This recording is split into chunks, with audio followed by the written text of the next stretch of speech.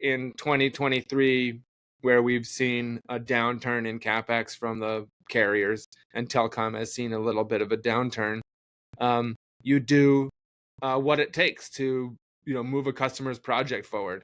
So in terms of what we're capturing at a site and that shot list, I don't think it gets smaller very often, right? That this is one of those things that kind of grows all the time, and it's been Vertspec's mission from the beginning to over collect, over deliver, store data that has value again over time.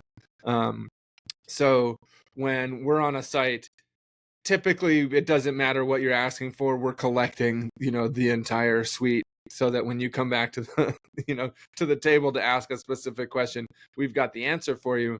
And the worst thing to do ever is to revisit a site, right? You don't want to redeploy to that, craggy mountaintop that you mentioned to get to that cell phone tower. They are not always in the easiest places.